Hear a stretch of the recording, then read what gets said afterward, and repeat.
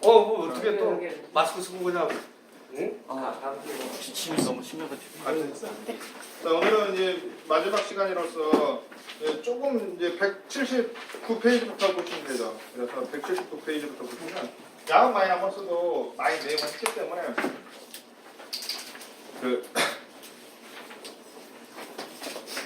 이제 중요한 거 보면 여기서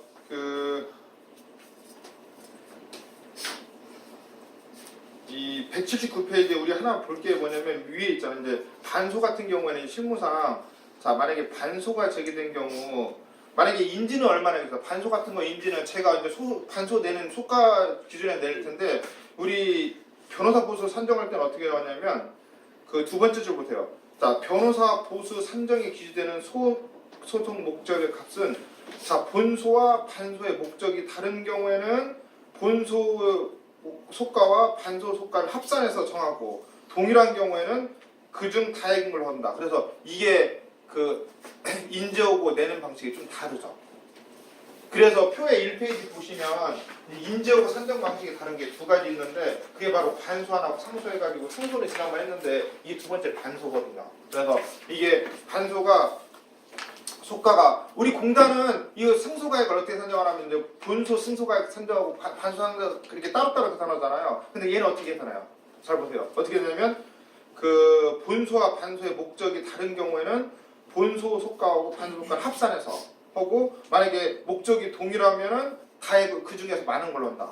이게 우리 공단하고 조금 다른 거죠. 우리 물론 공단도 이렇게 현재는 뭐 잘 모르겠는데 그러면 그 각주 16번에 보면 목적이 동일하지 않은 경우 해가지고 이런 경우에 보면 우리가 이제 대표적으로 보면 뭐 특별히 여기서는 뭐 예를 볼 필요 없고 중요한 건 다음 페이지 보세요. 이 실무에서 각주 17번 보면 목적이 동일한 경우 있잖아. 이런 경우에 인지는 목적이 동일하니까 안 낼 거 아니에요. 그래서 우리가 인지 낼 때 각주 17번 보면 이렇게 돼 있죠. 우리가 제일 대표적인 게 많이 있는 게 리을번이죠. 이것만 보시면 되는데 채무 부존재 확인 소송의 본소에 대한 동일한 채권 계약에 대한 금원 청구 이거 있잖아. 그래서 예를 들어서 보험회사가 채무 부존재 들어왔을 때 내가 이제 보험금 청구나 뭐 이렇게 했을 때 이때는 목적이 동일한 경우라 그거죠. 그래서 우리가 실무적으로 가장 많이 보는 게 각주 17번에 있는 리을번이거든요. 그래서 우리가 여기서 헷갈릴 건 뭐냐면 인지되는 경우하고 우리 소송경 확정할 때 그 기준 가액이 서로 다르다는 거예요. 이 정도만 보시면 되고요. 그다음 그래서 예를 들면 바로 그거 있죠. 그 179페이지 맨 밑에 예를 보면 다 180페이지 맨 위에 박스 보세요. 청구 내용 보면 원고는 공사대금 1억을 청구하고 그 다음에 피고는 공사 하자를 위해서 손해배상 5천만 원을 청구할 때 이때 보면 만약 반소를 제기할 때 반소하는 사람은 인지되는 5천만 원에 대한 인지만 낼 거 아니에요. 근데 이게 그 소송경 확정할 때는 변호사 보수 계산은 원고와 피고가 각 선임한 변호사 보수는 본소와 반소의 소가를 합산한 1억 5천을 기준으로 한다는 거예요. 그래서 이게 이 정도만 알면 충분하거든요. 아 본소와 반소일 때 인지하고 다르구나. 이거 우리 수업 시간이 아니니까 이걸 머리 있을 필요는 없습니다. 그 다음에 이제 우리가 볼 건 뭐냐면 뭐 채권자 취소 이런 것도 넘어가시고 자 필요한 부분은 독립당사 필요 없고 그 197페이지 정도 보세요. 197페이지 보시면 우리 이제 실무에서 독립당사 참가는 뭐 거의 본 적이 없지만 보조 참가는 좀 봐요. 어떤 때 보냐면 우리 뭐 행정소송에서 보면 그 행정소송 누구 당사할 때 우리가 이제 근로자나 이 부당 해고할 때 이제 그 보조 참가 같은 거 들어가잖아요. 이럴 때 소가 계산은 어디냐면 198페이지 2, 4, 6, 7번째 밑에서 7번째 정도 보세요. 판례는 소송 비용에 관한 원칙적으로 자 피참가인과 보조 참가인을 공동 소송인에 준해서 취급하고 뭐 보조 참가인의 소송 목적의 값은 피참가인의 소송 목적의 값과 동일한 걸로 봐가지고 뭐 변호사 보조 선정한다. 결국에는 우리 행정소송 대부분 5천만 원짜리 소송이잖아요. 이걸 기준해서 뭐 소가를 계산한다. 이런 얘기죠. 그 다음에 나머지 것들은 우리가 안 봐도 되고요. 자, 그래서 쭉 넘어가고 그 다음에 이제 206페이지로 그냥 쭉 넘어오시면 됩니다. 206페이지 보시면 이제 청구의 확장이 하나 나오죠. 그래서 청구 확장 보면 우리가 여기서 볼 건 지난번에 한 번 읽었는데 207페이지 가운데 정도 보면 박스 위 두 번째 줄에 이런 거 있어. 확장된 청구를 기준으로 항소심 변호사 보수의 선정이 기준되는 속가를 계산한다 해가지고 이건 이제 그 확장이 됐으면 맨 마지막 걸 기준으로 한다 그거죠. 그래서 그 207페이지 맨 위에 보면 이렇게 첫 번째 줄 변호사 보수 선정을 위해서 소송 목적의 값은 변경한 청구 취지를 기준으로 한다. 그 다음에 제1심 소송 목적의 값에 대해서 소송 도중에 수차례 청구병이 있더라도 최종적으로 변경된 청구가 제1심 판결의 청구 취지 기준이면 이를 기준해서 뭐 선정한다. 이거 지난번에 했었죠. 그 다음에 이제 실무적으로 조금 문제가 되는 게 바로 209페이지 보세요. 209페이지 보시면 청구의 감축이 있죠. 그래서 이거 실무적 좀 있으니까 보세요.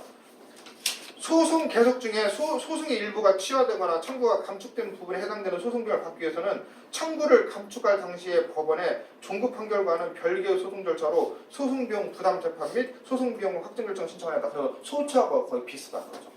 그래서 제가 1페이지 표에 보면 소취하는 문제된 사례에서 소취하는 4개 갖다 놨고 청구 감축은 209페이지에 갖다 놨잖아요. 그래서 이게 있고 그 다음에 이제 실제로 계산하는 방식은 보충 프린트 보시면 이걸 실제로 책에 잘 나와 있는 게 하나 있어가지고 실제 여기다가 그 앞에다가 제가 그 책 표시만 나 있는데 이 보충 프린트 17페이지를 한번 보시면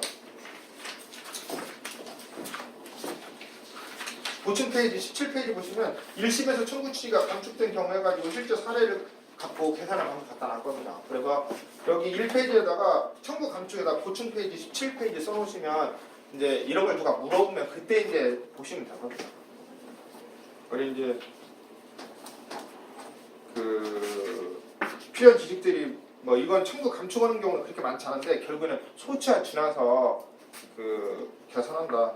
이 정도로만 보시면 될 것 같습니다. 자, 그다음에 어디를 보시냐면 그래서 이제 이렇게 해서 어디까지 보시냐면 226페이지까지 쭉 넘어오십니다. 이래서 이제 소송 비용 확정 신청 끝난 거야. 그래서 우리가 이제 몇 가지 사람들 많이 물어보는 거 이것만 갖고 해도 충분하거든요. 그래서 제가 소송 경우 업무를 한 6개월 이상 해봤는데 뭐 더 이상 신경 안 없습니다. 그 다음에 이제 226페이지부터는 우리가 이제 표에서 보면 집행 비용의 확정 신청하는 거예요. 그래서 그 표를 보충 프린트 표를 보세요. 거기 보시면 지금 어디 할 거냐면 네모가 하나, 둘, 셋, 4개 있는데 그 중에서 맨 오른쪽에 있는 거 그 민사 집행비용 해가지고 지금 이 부분 하고 있는 거거든요. 표에. 그래서 우리가 지금 하고 있는 건 이 부분이고 그래서 여기는 앞에 했던 내용들 많이 생각하고 자 여기서는 첫 번째로 많이 물어보는 게 그 여기 227페이지에서 2, 4, 7번째 줄 보세요.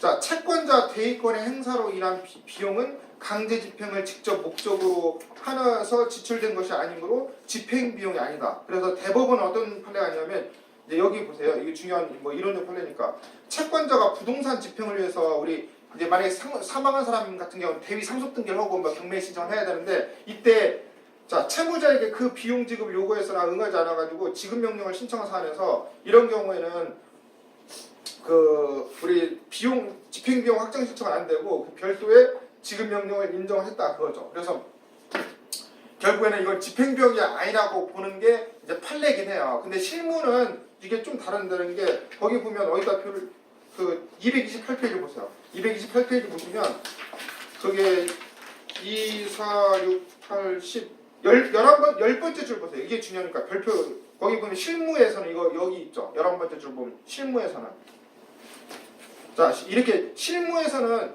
채권자가 경매 신청 이후에 대위 상속 등기를 하고 그 등기 비용을 집행 비용으로 신청한 경우에는 집행기관이 집행 절차의 수행을 위해서 필요한 경우 비용을 봐가지고 이를 집행부에 인정하고 있다 해가지고 이 대위 상속 등기 비용이 실무에서는 어떤 때는 얘를 집행 비용을 인정해줄 수도 있고 안 해줄 수도 있고 법원마다 좀 다르거든요.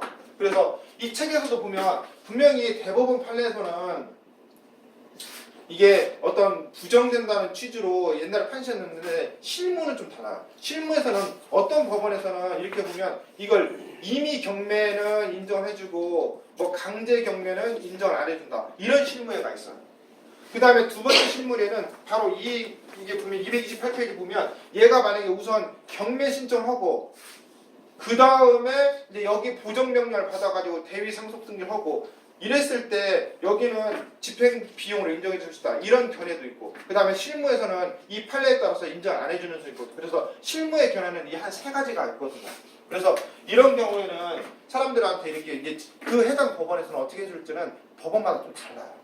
그래서 책에서도 이런 경우에는 이게 아주 옛날에 부정되는 판례가 있는데 이게 실무에서는 이렇게 부정해버리면 이거 그 만약에 망자 매물이 된 거 대위 상속 등기 않고는 경매를 할 수 없잖아요. 그래서 이 실무에서는 아까 보면 228페이지 보시면 아까 실무에서는 만약에 경매 신청한 다음에 그 다음에 보정명령을 받아서 대위 상속 등기를 한 경우에는 인정을 해주겠다. 이런 견해가 많고 어떤 법원에서는 임의 경매해줄 때는 뭐 담보권 실행이니까 해주겠고 강제 경매 때 안 주게 안 해주겠다. 이런 법원도 있어요. 그래서 실무라는 건 이게 대법원 뭐 이렇게 확립된 견해가 아니고 실무적으로 좀 다르다 그러죠. 그래서 결국에는 이 대위 상속 등기 비용을 여기서 받을 수 있냐 없냐가 실무에서는 많이 논란이 되거든요. 그래서 정답은 이 세 가지 견해가 있다는 이게 답이거든요. 그래서 안 해준다는 그런 뭐 완전 소극설도 있고 그다음에 임의경매와 강제경매 나눠가지고 일부는 해준다는 견해가 있고 이게 그 경매 신청 후에 대위 상속 등기 하면 해준다. 그래서 실무는 약간 이게 좀 많거든요. 왜냐면 이건 법원에서 이게 돈 들어간 게 명백 눈에 보이니까 좀 많긴 하지만 자 그러면 제가 상담했던 것 중에 어떤 사람이었냐면 진짜 똘똘한 사람인데 이 판례를 알고 왔어요. 그래서 대법원에서 보면 이건 안 해주는 거 맞기 때문에 자기는 안 해주는 게 맞는데 경매 법원에서 이 배당표에다가 이 집행비용을 배당하는 걸로 짜줬다는 거예요. 이랬을 때 채권자 몫이 줄어들잖아요. 그러면 채권자가 다툴 수 있는 방법이 뭐냐. 그래서 결국에는 이 경매 비용을 누구한테 주냐면 경매 신청권자한테 이 비용을 줄 텐데 그러면 다른 채권자가 이런 비용을 얘한테 들어가는 걸 다투고 싶을 때 왜냐면 판례에 보면 안 해준다고 쓰니까 뭐 다툴 수 있는데 다투는 방법이 뭐냐 이걸 물어보더라고. 그래서 찔끔했는데 책에 보면 나와 있어. 그래서 거기를 잠깐 보면 사람들이 물어보는 건 진짜 끝이 없어요. 그래서 272페이지 보세요. 272페이지 보시면 그거 있죠. 2번에 보면 집행법원이 계산한 경우 해가지고 그런 게 있어요. 배당기일에 출석한 각 채권자와 채무자는 배당표에 기재된 집행비용의 계산에 관해서 불복이 있으면 이의할 수 있다 해가지고 이게 만약에 원래 들어가지 말라니까 들어갔다 하면은 배당일을 통해 다퉈라 이 얘기거든요. 집행이의가 아니고 배당이인가요? 그렇죠. 왜냐면 이 결국에는 액수가 저쪽에 배당되지 말아야 할 액수가 더 배당된 거랑 마찬가지잖아. 그래서 이게 집행일을 하려면 시간이 없거든요. 그래서 배당일에 다투는 게 이론적으로는 뭐 이게 지금 배당표가 짜진 게 지금 이론적으로는 이 배당기일을 해가지고 3일 전에 짜지는 거고 실제로는 이제 대부분 배당표를 이렇게 3일 전에 짜서 뭐 보여줘야 되는데 이론적으로는 배당기일날 그날 보여주거든요. 대부분 말 잘 안 해주고 그래서 이론적으로 배당일을 할 시간이 없어요. 그래서 대부분 배당 날짜에 배당기일을 하는 게 현실적으로 가장 이론적으로는 이 전에만 알 수 있다면 배당일을 할 수, 집행에 대한 일을 할 수 있도록 보고는 있지만 현실적으로 그건 되게 어렵거든요. 자, 그래서 실무에서는 굉장히 중요한 게 바로 이 대위 상속 등기 비용을 언제 어떻게 받을 수 있느냐. 그래서 지난번에 이 경우와 관련된 대법원 판례를 한번 했었죠. 거기 보시면 이런 거 있었죠. 이 대위 상속 등기 비용 중에서 여기서 지금 문제되는 건 뭐냐면 이 대위 상속 등기 비용을 여기서 받을 수 있냐 이거 문제고 이제 대법원 판례가 뭐 있었냐면 다른 상속인들한테 받을 수 있는 방법은 뭐라고 했어요? 보충 프린트에 보면 그 판례를 한번 썼거든요. 다른 상속인들한테 그 사무관리에 준해서 청구할 수 있다 이런 대법원 판례가 있었죠. 자, 기억은 이제 날 것 같은데 안 나와요. 그래서 그게 몇 페이지 있냐면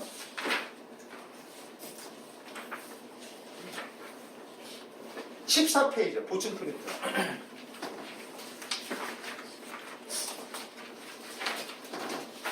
보충 프린트 14번에 오른쪽에 있는 게 그거죠. 그래서 만약에 이제 여기서 만약 못 받은 이제 대위 상속 등기 비용을 받았으면 좋겠는데 못 받았을 때 다른 공동 상속인들한테도 이익이 된 거잖아요. 그 비용을 받는 방법이 바로 그 사무관리에 준한다. 이게 대법원까지 올라간 거예요. 왜 나한테 사무관리냐.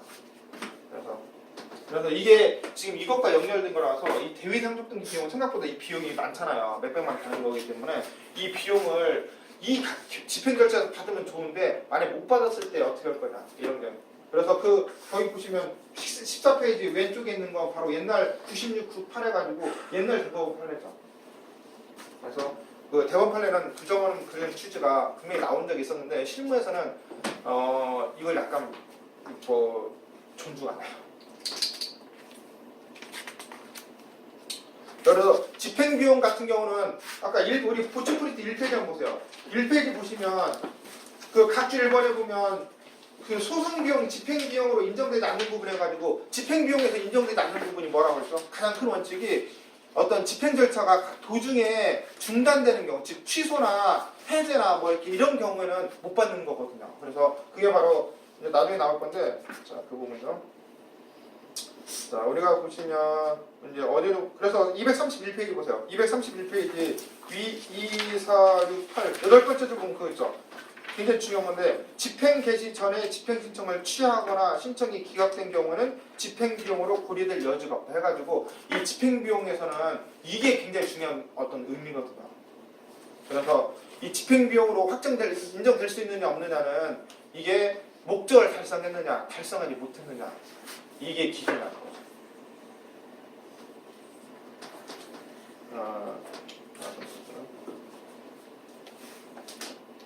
그 다음에 우리가 볼 건 다시 그걸 똑같은 게 뭐냐면 각 234페이지 보세요. 234페이지 보시면 정확히 말하면 233페이지부터 밑에서부터 보죠. 맨 밑에 주죠. 채권자의 부주의로 하지 않아도 되거나 쓸모없는 절차를 행하는 데 든 비용은 집행이 필요한 비용이라고 할 수 없으므로 집행 비용이 아니다. 그 다음에 밑에서 2, 4, 6번째 줄부터 보세요. 결과적으로 아무런 소용없이 끝난 행위에 지출된 비용은 집행 비용이 아니다 해가지고 자 이런 것들도 그 다음에 제일 대표적인 게 바로 235페이지 두 번째 줄이죠. 이게 그때 이미 표시해놨죠. 이미 표시했어야 되거든요. 거기 보면 민사 집행이 절차 도중에 신청 취하나 절차 취소로 종료된 때는 그때까지 절차가 든 비용은 결국 필요 없는 것이 되어서 집행비용이 되지 않는다. 이게 굉장히 큰 법리거든요. 그래서 집행비용은 누가 부담한다고? 이건 당하는 사람이 부담하는데 그때까지 목적 달성했으면 하는 거고 아니면 못 받는다고 하죠. 자, 그 다음에 우리가 보시면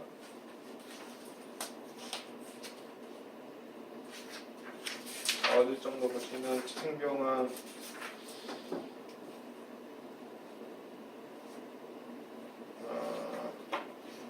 우리 249페이지 정도 보세요. 249페이지 보시면 이제 원래 민사 집행은 유체동산 같은 경우는 언제 받는다고? 유체동산 경매할 때 그것도 영수증 배송하는 경우고 부동산 경매에서도 영수증 해준다고 했는데 채권 압류비 추심에서는 이제 압류 추심에서 청구하면 거기서 받을 수 있는 거 못하면 나중에 집행비용 확정 신청하라고 했잖아요. 그 다음에 가장 많이 놀아가는 게 만약에 금전 채권이 아니라 비금전 채권 집행할 때 보면 그 밑에 세 번째 줄 보세요. 249페이지 맨 밑에 보면은 자, 집행관이 동산 또는 부동산에 인도 집행을 한 경우에 자, 수수료 이런 것들은 자, 기본이 되는 강제 집행 절차에서 취소할 수 없죠. 왜냐하면 얘는 비금전 채권의 집행이기 때문에 이런 경우에는 집행관은 비용액의 확정 결정 신청을 해가지고 이 결정을 집행권으로 해가지고 강제 집행할 수 있다. 그래서 이때는 결국에 그 명도나 이런 거 한 다음에 집행비용을 확정 신청해서 그걸 집행권으로 해서 가져갔다. 자, 그 다음에 251페이지 맨 위에가 첫 번째 줄 보세요. 강제 집행에 필요한 비용은 종국적으로 채무자가 부담하고 그 집행에 의해서 우선적으로 변상을 받는다. 이게 맨 처음 시간에 그 의미를 말씀해 드렸죠. 그래서 보면은 그 소송 비용은 누가 부담한다, 그다음에 몇 대 밀을 비용한다 이런 게 있는데 집행 비용은 그런 게 없어요. 딱 좋은 문이 하나 있고, 자, 종국적으로 채무자가 부담하고 그 다음에 그 집행에 의해서 우선적으로 변상을 받는다. 이게 바로 251페이지 맨 위에 있는 53조 1항이죠. 그 다음에 똑같이 보면 그 가운데 정도 보면 그런 게 있죠. 그 양가로 2번에 밑에 보면 이런 거 있죠. 집행이 개시된 다음에 지출한 비용이 하더라도 집행 신청이 취하되거나 집행 절차가 취소되는 등 집행 본래의 목적인 청구권의 실현을 보지 못하고 중단된 경우는 그 비용은 채권자가 부담한다. 그래서 이 법률가 계속 나오는 거예요. 그 다음 그 뒤에 보면 채권자가 집행 신청의 일부를 취하거나 집행 절차 일부가 취소된 경우 중에서 그 일부 집행에 소요된 비용도 채권자 부담한다. 그래서 이 법리가 굉장히 중요한 게 계속 나오는 거예요. 그래서 집행에서는 이 비용 무조건 채무자 부담하는 건데 그 언제까지 비용을 부담할 수 있느냐 이런 이 문제뿐이 안 나오는 거죠. 그래서 그 비율이라는 건 나오지 않는 거예요. 그래서 이제 253페이지부터 이제 집행비용이 추심해가지고 이게 맨 처음 시간에 했었던 거죠. 그래서 우리가 알아둘 건 254페이지 보세요. 254페이지 보시면 그 두 번째 패러그래프 보세요. 여기 보면 이게 있죠. 집행 개시 후 본안의 청구가 변제나 그 밖의 사유로 소멸된더라도 집행비용 채권이 남아있으면 본안의 집행권에 의해서 집행비용 추심을 위해서만 강제 집행을 집행할 수 있고, 자 집행비용을 변상하지 아니하는 한 집행력 전부의 배제를 구할 수 없다 해가지고 굉장히 유명한 판례죠. 그래서 이건 누구나 다 아는데 실무에서는 이제 이런 걸 물어봐요. 예를 들어서 내가 그 한 100원으로 강제 경매를 신청해가지고 이제 집행비용이 한 10원 남았어요. 이랬을 때 지금 집행 권한이 100원이고 그 다음에 이제 비용이 10원 이렇게 남는데 얘가 만약에 100원을 공탁했어요. 이랬을 때 다투는 방법이 뭐예요? 우리 청구 이의 소송할 때 보면 대부분의 사람들은 뭘 다투냐면 이걸 100원을 인정하는 경향이 있어요. 그래서 정확히 말하면 100원을 인정할 필요가 없죠. 왜냐면 일부 공탁이잖아. 그래서 이 공탁 자체가 전부 무효다 이렇게 주장할 수 있는데, 그러면 이제 이게 만약에 그래서 항상 공탁이 나왔을 때 이게 무효냐 유효냐 이걸 먼저 봐야 되는 거고, 자 만약에 이게 유효라고 치면 자 이 10원에 대해서 어떻게 받을 거냐 해가지고 우리 이제 이 실무에서 가장 전화가 많이 오는 거고 지식관리에도 몇 가지 있는 거 거기 뭐냐면, 만약에 우리 공단에서 임금채권에 기해서 이렇게 경매 신청했는데 100원을 받았어요. 근데 얘가 청구 이의 해가지고 그 한 10원 이렇게 집행비용만 이렇게 남았을 때 이 문제를 경매를 어떻게 할 거냐 이거예요. 그래서 이런 경우에는 어떻게 할 거냐면 거기 책에 뭐라고 돼 있어요. 그 아까 읽은 거 보면 이렇게 돼 있죠. 자 집행비용 추심을 위해서만 강제 집행을 속행할 수 있다 이런 얘기가 있죠. 즉 이제 이게 이 강제 집행은 이미 이제 강제 집행 특별한 일이 없어서 강제 집행 상대방이 강제 집행 정지를 했을 거 아니에요. 그래서 이 판결이 나오니까 속행을 해야 되는데 속행할 때 뭐냐면 이 10원만큼만 속행하면 되는 거라고. 10원만큼. 그래서 이제 문동공 과장님 거기 쓰는 거 보면 그런 게 있는데 거기 보면 이런 원리거든요. 그래서 내가 만약에 이걸 이제 원래는 무효라고 주장할 수도 있지만 어떤 뭐 재판에서 판사가 막 밀어붙여가지고 유효라고 주장하는 경우에도 아직 이 청구 이에서 보면 이 비용만큼 남아 있잖아. 그래서 이때 그러면 경매를 이제 사람들은 저쪽에서 이제 돈을 벌라고 할 때 이 적어도 집행비용이 얼마 남았으니까 이 청구 금액을 줄여주면 되는 거예요. 그래서 내가 집행비용이 얼마 들었으니까 이 비용 한도 내에서 경매 절차를 속행하겠다. 이런 신청서만 넣으면 어떤 문제가 없거든요. 그래서 실무에서 가장 많이 물어보는 게 여기 답이 있는 거야. 그래서 우리 보면 가장 많이 물어보는 게 쩔리는 게 이거예요. 내가 만약에 이 집이 10억짜리인데 너 만약에 이 경매 절차 만약에 이 100만 원이나 200만 원 갖고 경매 절차를 진행해가지고 너 손해를 나면 너한테 손해배상 청구하겠다. 이렇게 뭐 왠지 쩔리잖아. 그래서 그때 이 법적으로 했을 때 보면 그래 있잖아. 집행비용을 추심을 위해서만 강제 집행을 속행할 수 있기 때문에 그 청구 금액이 맨 처음에 뭐 10억 있어도 얘가 만약에 이제 10억을 갚았다 치더라도 경매 집행비용 남아있기 때문에 집행비용 한도 내에서만 속행하려면 어떤 방법이 없거든요. 그래서 이 판례가 굉장히 유명한 거, 필요한 거기 때문에 보셔야 되는 거죠. 자, 그래서 지금 보면은 이 부분에 대해서 이 254페이지는 이 굉장히 실무에서 굉장히 많이 써먹는 그런 판례예요. 그래서 이 책이 254페이지가 있는데 이 표 하나다가 나중에 사람들이 대부분 물어보는 거면 이 부분을 물어봐요. 이 부분. 왜냐하면 대부분은 그 공탁을 할 때 원금하고 이제 이자는 공탁하는데 이 집행 비용에 대해서는 잘 공탁을 않거든요. 그래서 관련된 게 바로 이 부분이기 때문에 실무에서는 원금과 이자를 갚아야 된다는 건 누구나 아는데 이자에 대해서는 이 판례를 알아야만 알 수 있는 거죠. 그래서 그 부분 보시고 이제 선박 이런 것들은 저도 해본 적이 없어요. 넘어가시고 그 다음에 우리가 많이 보는 게 바로 259페이지 이미 표시가 돼 있죠. 259페이지 왜냐하면 그 지난번 한번 설명했는데 다시 설명하면 이렇게 되죠. 양가로 1번 보면 금전채권에 관한 강제 집행 절차에서 즉 예권의 추심 명령이나 전부 명령에서 집행기관이 현실에 현금화에 관여하지 않기 때문에 여기서 따옴표라고 하죠. 채권 압류 명령에 집행 비용이 표시되지 않는 한 이건 받을 수 없고 그 다음에 그 나중에 집행 비용 뭐 변제 충당할 수 없다. 그렇기 때문에 반대해서 거게 되면 채권 압류 및 추심이나 전부에다 집행 비용을 넣어버리면 그때 같이 추심할 수 있다. 이런 얘기죠. 그 다음에 이런 게 이제 실무에서 이제 제가 이제 법무사 강의를 할 때 이런 게 있어. 예를 들어서 제3채무자가 이게 A하고 B 은행이 있어요. 그래서 보면은 이게 첫 번째 X라는 채권자가 맨 처음에 이걸 제3채무자가 둘이 있을 때 한꺼번에 신청할 수도 있죠. 그냥 따로 신청할 수도 있잖아요. 그러면 만약에 한 번에 신청할 때 이 법무사 비용이 얼마나 되겠어요? 그 기억나는 거 보면 보통 우리 법무사 비용이 얼마나 되겠어요? 자, 보수표를 한번 보시죠. 자, 표를 한번 보세요. 강제집행 신청서죠. 자, 이건 뭐 논리가 아니고 그 표를 봐야죠. 몇 페이지 있죠? 법무사 보수표가 22페이지 있죠. 22페이지. 그래서 이걸 책에다 붙여놓으면 되는데, 자, 22페이지 보시면 이 채권 압류 및 추심 명령 신청서로 쓰는데 법무사 보수표가 얼마예요? 여기 보면 1번에 보면 거기 뭐가 있냐면 보전처분 집행이 있죠. 집행.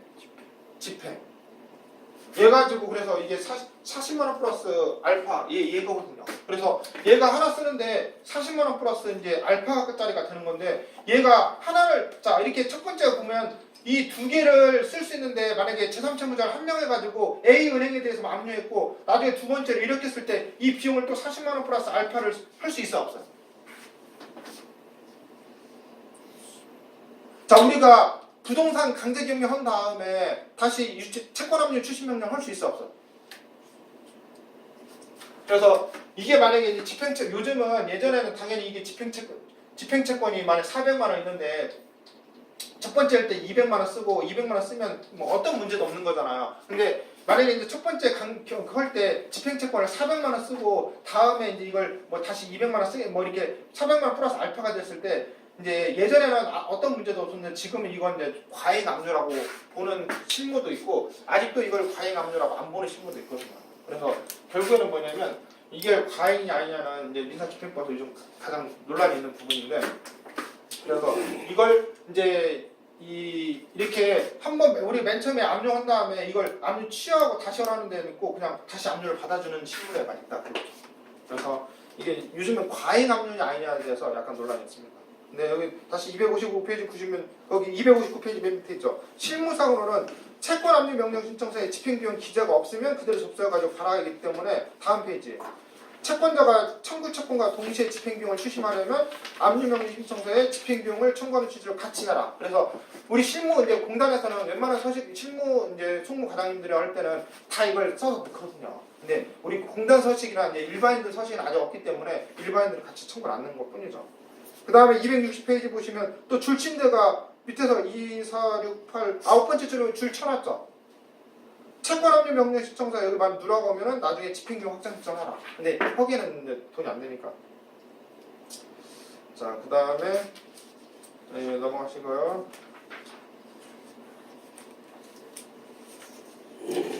그 다음에 이제 262페이지 보시면 그 4번에 가나다라 바바 4에서 양가로 2번 보면 우리 이제 대체 집행 같은 경우는 이제 비용이 되게 많이 들거든요. 그래서 대체 집행 하기 전에 미리 선지급 결정이라는 게 있어. 그러고 보면 대체 집행에서는 채권자가 1심 수소법원에 채무자에 가름하는 행위에 필요한 비용을 미리 지급할 것을 채무자에게 명하는 결정을 신청해서 그 결정에서 채무자로부터 비용을 추심할 수 있다 해가지고 이제 실무에서는 이거 비용이 너무 많이 드니까 선지급 결정을 해주는 제도가 있습니다. 그 다음에 이제 263페이지 보시면 보전 집행 비용의 추심이죠. 그래서 보전 결정 비용이 아니고 집행 비용이죠. 그래서 표에 보면 1페이지 표에 보면 이거 이제 오른쪽 두 번째 걸로 하고 있는 거라고 보전 집행 비용. 그래서 자 유체동산일 때는 딱지 붙이는 비용, 그 다음에 채권 가압류에서는 총달 비용, 그 다음에 부동산 가압류에서는 등록 면허세를 말하는 거야. 그래서 여기 보면 그 가압류 집행관에서 원칙적으로 강제 집행관한 규정이 준용되므로 가압류의 집행 비용은 본안의 강제 집행과 동시에 추심할 수 있다. 다만 그 명백하지 않기 때문에 소명을 해라. 그 다음에 본집행과 별도로 가압류 집행비용을 추심하기 위해서는 집행비용 확정 결정을 받아야 된다. 이런 거죠.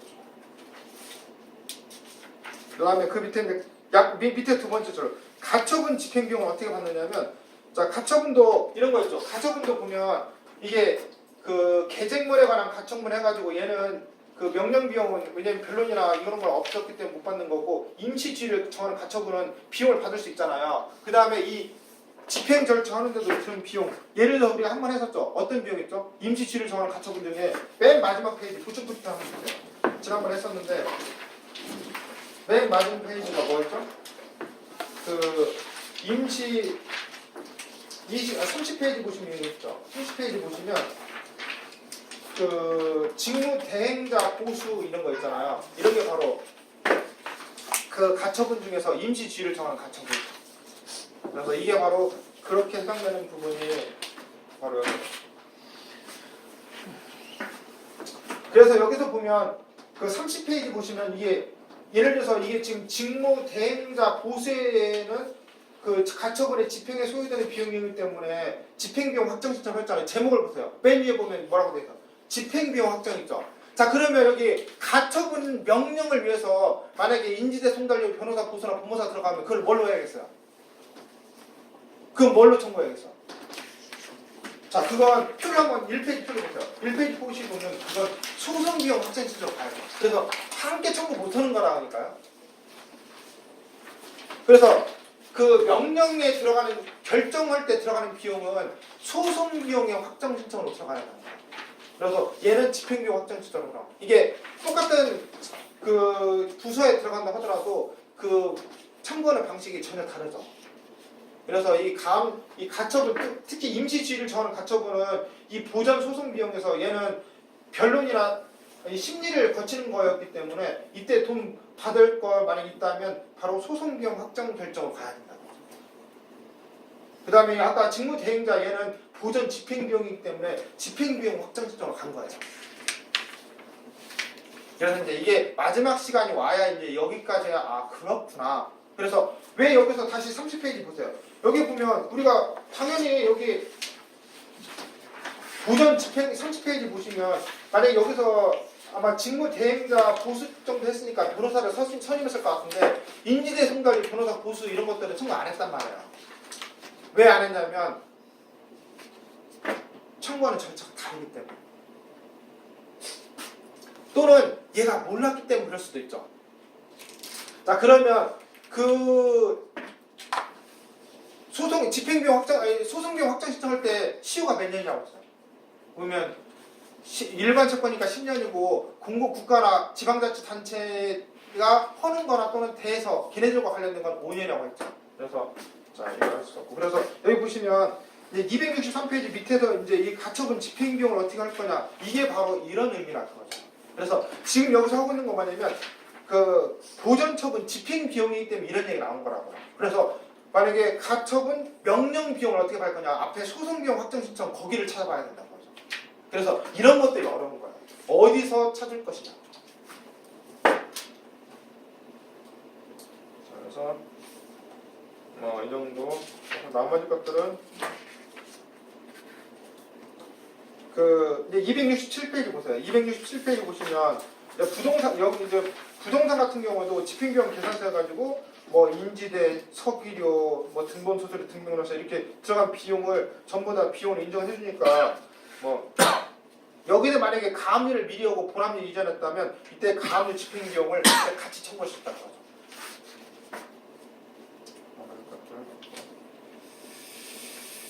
그 다음에 268페이지 한번 보세요. 268페이지 보시면 우리 나번에 보면 부동산 강제 관리라는 거 있잖아요. 그래서 저도 실무를 한 19년 해봤지만 부동산 강제 관리를 물어보는 사람은 한 명 정도 있었거든요.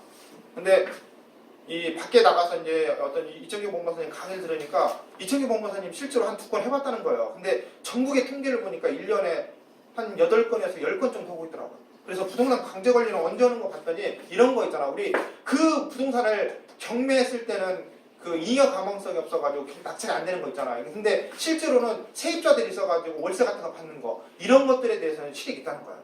근데 어떤 뭘 그런 것 때 하는 건데 그러면 이게 생각보다 부동산 경매는 한 2, 300 들잖아요. 근데 부동산 강제 관리는 그 인지대 손달려가지고 뭐 몇십만 원 안 든다는 거야. 그래서 굉장히 저렴하고 그래서 우리 책임화 있는 부동산 강제 관리인데 실제로 하는 분을 제가 실제로 하는 양식이나 이런 거 보고 저런 게 있구나. 그래서 집행법 되게 양이 많구나. 그래서 아까 272페이지 보시면 이제 만약에 다툴 때는 배당이 소송을 해라. 그 다음에 277페이지 보시면 이 집행비용 확정 신청 절차도 보면 여기도 그 인지대는 1,000원이고 그 다음에 사건 번호는 타 기로 나오거든요. 그래서 타. 그래서 위에서 7번째 줄 보면 1,000원 인지되고 뭐 타 기다 이런 거 있죠.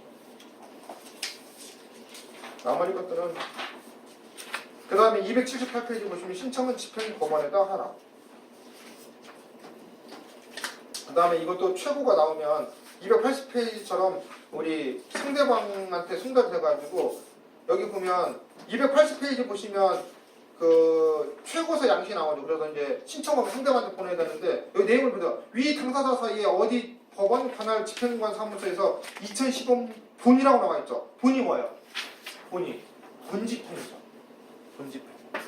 그래서 이 부동산 인도 사건에 대해서 소송경 확정 결정에 대해서 뭐 이렇게 나왔다는 거죠. 그 다음에 281페이지 보면 이것도 뭐 공시운동을 할 수 있고. 그 다음에 이제 284페이지 한번 각주 한번 보세요. 이게 중요한 거죠.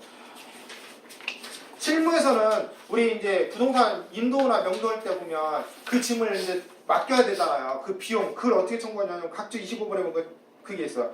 자, 건물 인도 집행을 위임받은 집행관에 의해서 집행 목적의 부동산의 보관인으로서 선임된 신청인이 그래서 이제 보관한 뭐 소유 동산은 제한구역에 점유하고 있던 뭐 사무실 안에 용품인 책상, 탁자, 소파 이런 것들에 대해서 이거 알고 보면 이 비용을 받으려면 뭐 여기도 보면 액수가 물론 많이 있어서 그런 거지만 이제 집행비용 확정 신청을 이 상당한 범위 내에서는 할 수 있다 이런 대법원 판례가 있더라고요. 그래서 한번 보시면 되고 그 다음에 285페이지 보시면 불법 광법에서도 여기서도 그런 게 있죠. 집행비용의 확정 결정에 대해서는 즉시 한 걸 수 있다. 그래서 아까 소송비용 확정 결정하고 똑같은 거죠.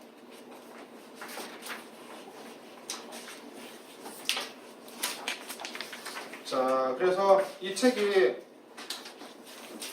다 끝났습니다. 그래서 이게 생각보다 소송비용, 집행비용 확정은 뭐 많이 보는 건 아니고 꼭 그 1페이지 한번 보세요. 1페이지 보시면 제가 웬만한 거 사람들이 물어보는 걸 갖다 놨고 아까 많이 물어보는 것 중에 아까 이제 소송 집행비용 남았을 때 집행비용만 해야 된다. 그 부분 몇 개 말고는 전부 다 이 표 하나 갖다 놨거든요. 그래서 상담하실 때 보면 이 우리가 책을 찾아보는 건 한계가 있고 빠른 시간 내에 해야 되는 거기 때문에 대부분 이 안에다 내용을 써놔가지고 그래서 우리가 이제 이 사람이 소송 비용이네 때 집행 비용이 얼마있냐 이렇게 계산해달라고 할 때 표에 보면 비용에 보면 또 인지대 얼마 들어가느냐 그 다음에 민사를 해가지고 뭐 송달료 그 다음에 이런 거 법원에 들어간 거 있냐 그 다음에 4개 재판의 비용은 4개뿐이었거든. 서기료 그 다음에 뭐 관청 등 서류관 해급 비용은 미미한 거니까 제출 비용이나 당사자 길 출석 비용 이 정도밖에 없거든요. 무슨 어마어마한 게 있는 게 아니고 딱 정해져 있는 거기 때문에 그 이상은 없어가지고 그 정도만 살펴보면 되는 거고 우리가 이제 이걸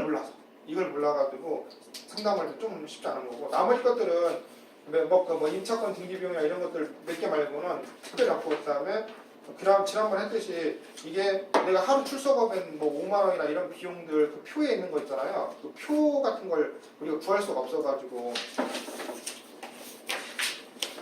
어려운 거예요. 그래서 표를 보시면 그 21페이지 표에 보시면 뭐 증인여비 계산표여가지고 그 운임, 일당, 식비 이 정도여가지고 뭐 인정되는 거 많은데 저도 식비에 대해서는 왜 어떤 데 인정되고 인정되지 않는다 그건 잘 모르겠고 이런 표가 있으니까 우선 다 써놓고 나중에 이제 법원에서 인정해주든 안 해주든 상관없는 거니까 실무에서는 이 표 같은 걸 잘 몰라가지고 우리가 얼마 청구할지 모르잖아요. 그래서 이 소송비용, 집행비용 확정은 이 이상 더 이상 없거든요.